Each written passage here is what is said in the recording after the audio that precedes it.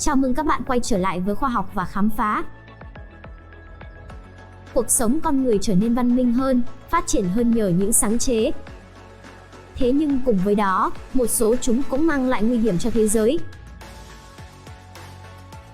Đầu tiên phải kể đến là bóng bán dẫn. Bóng bán dẫn, hay còn gọi là transistor, chiếc động cơ nhỏ bé, tương tự như là một phiên bản thu nhỏ của chiếc công tắc bật tắt, hỗ trợ việc xử lý thông tin trong một chiếc máy tính, đã đưa chúng ta vào thời đại số. Nhờ vai trò như là một công tắc bé xíu, hàng tỷ chiếc bóng bán dẫn cùng nằm trong những con chip, cấu thành nên trái tim của những thiết bị điện tử mà con người sử dụng hàng ngày. Hơn 30 triệu bóng bán dẫn 45 nanomet có thể nằm gọn trong một chiếc đầu kim. Xét về khía cạnh trợ giúp những phát minh và công nghệ, thì không có một phát minh nào quan trọng hơn chiếc bóng bán dẫn, được tạo ra từ 60 năm trước tại Bell Labs.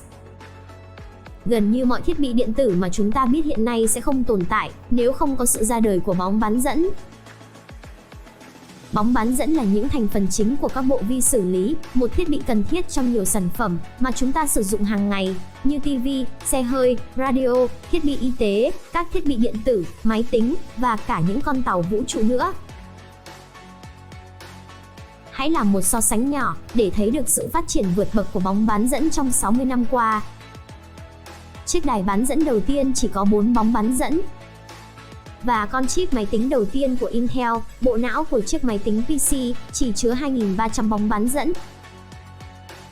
Và ngày nay, Apple được cho là đang chuẩn bị sẵn những bước đi đầu tiên trong việc cung cấp chip siêu mạnh mẽ cho iPhone mà hãng sẽ ra mắt năm 2022. Các con chip này hiện đang được sản xuất trên quy trình 5 nanomet và có tới 16 tỷ bóng bán dẫn bên trong. Theo nhà khoa học Jeff Barry, nếu nhiều người cho rằng năng lượng hạt nhân hoặc vũ khí hạt nhân là nguy hiểm nhất, Jeff không nghĩ vậy. Chiến tranh thế giới thứ hai kết thúc vào năm 1945 với 2 quả bom nguyên tử. Hơn 75 năm kể từ đó không có chiến tranh thế giới thứ ba, vì các nước lớn lo sợ đồng quy vu tận cùng nhau. Hay nói thẳng ra là chết chung. Và năng lượng hạt nhân, sau đó là hình thức sản xuất năng lượng an toàn nhất. Người ta cũng viện dẫn chiến tranh, thuốc nổ TNT, tôn giáo. Chiến tranh không phải là một phát minh, con người biết về chiến tranh từ thế hệ tổ tiên. Tôn giáo cũng vậy. Mọi người có thể nghĩ đến một loại virus ngày tận thế sẽ là thứ nguy hiểm nhất, nhưng theo hiểu biết của Jeff Barry thì loại virus như vậy chưa hề xuất hiện. Câu hỏi này là về một phát minh hoặc một sáng chế thực sự, tức là một cái gì đó hoàn toàn mới, dựa trên khoa học mà trước đây chưa được biết đến. Ví dụ như CFC, xăng pha trì, việc sử dụng nhiên liệu hóa thạch. CFC có thể phá hủy tầng ozone nhưng các nhà khoa học đã phát hiện kịp thời và đưa ra biện pháp giải quyết. Khoa học cũng đã loại bỏ xăng pha trì. Thời gian đang khiến nhiên liệu hóa thạch biến mất. Sự xuất hiện của năng lượng tái tạo sẽ làm giảm sự phụ thuộc vào nhiên liệu hóa thạch và làm chậm quá trình nóng lên toàn cầu. Và thứ nguy hiểm nhất từng được sáng chế chính là bóng bán dẫn. Chúng có thể tạo ra những chiếc radio chạy được nhiều tiếng đồng hồ. Nhưng tất cả những linh kiện nhỏ đó phải được ghép lại với nhau, khá đắt tiền và cồng kềnh. Đó không phải là một vấn đề lớn đối với một chiếc radio bán dẫn, nhưng là một vấn đề lớn khi chế tạo máy tính. Quá trình hàn bóng bán dẫn riêng biệt lại cùng các thành phần khác lên một bảng mạch và hàn các bảng mạch lại với nhau thực sự tốn kém. Do đó, để tiết kiệm chi phí và cải thiện độ tin cậy, người ta bắt đầu đặt nhiều bóng bán dẫn lên một tấm silicon hình chữ nhật và vi mạch ra đời. Con người đã mất một khoảng thời gian dài để bắt đầu sản xuất những vi mạch với số lượng và chi phí hợp lý. Sau này, vi mạch được đưa vào máy tính. Càng ngày càng nhiều vi mạch và các thành phần khác xuất hiện trên một con chip. Từ bóng bán dẫn đầu tiên, con người thậm chí còn xây dựng các hệ thống siêu máy chủ, server farm để lưu trữ, truy cập và xử lý lượng dữ liệu khổng lồ. Vậy tại sao bóng bán dẫn lại nguy hiểm? Nếu không có bóng bán dẫn, bạo lực mạng sẽ không xảy ra. Các công cụ xã hội như Twitter, Facebook cũng không thể trở thành phương tiện cho kẻ xấu lợi dụng, dựng chuyện, phá hủy cuộc sống con người. Internet kết nối hầu hết mọi thứ, từ máy pha cà phê đến các trạm phát điện.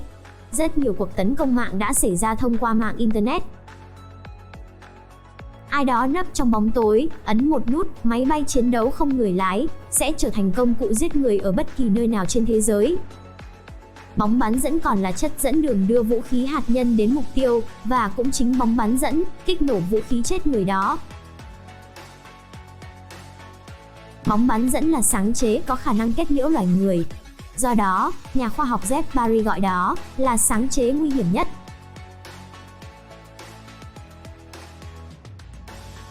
Thứ hai là chlorine trifluoride.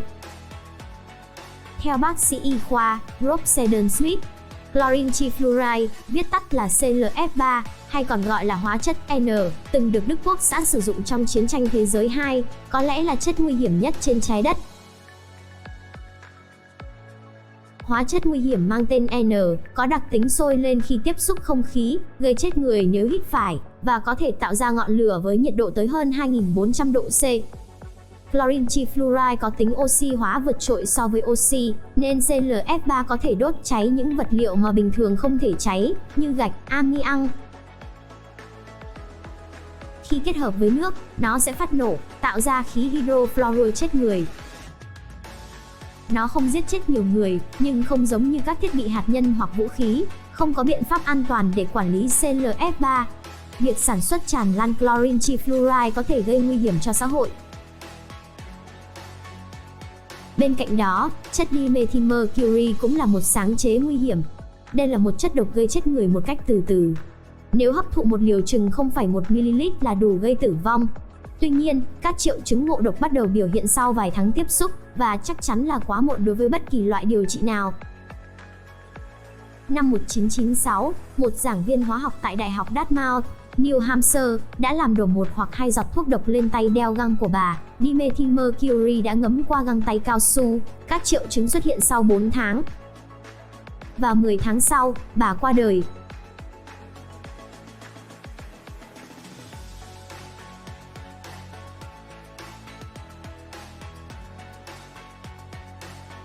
Con người đã trở thành nô lệ của điện thoại thông minh mà không hề nhận thức được điều đó. Vin vào khả năng kỳ diệu trong việc kết nối người dùng với thế giới, hầu hết mọi người không thừa nhận, chính điện thoại thông minh lại ngắt kết nối họ với gia đình, con cái, bạn bè, xã hội nói chung, và cả chính họ.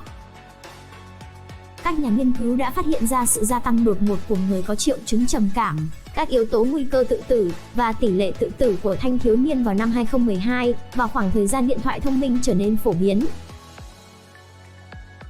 Điện thoại thông minh còn đầu độc thế hệ trẻ em với những thông tin độc hại và thông tin sai lệch trên mạng xã hội. Chúng ta có thể chủ động hướng dẫn, giám sát việc sử dụng Internet của trẻ để có thể can thiệp, điều chỉnh hoặc xử lý nếu xảy ra vấn đề một cách kịp thời.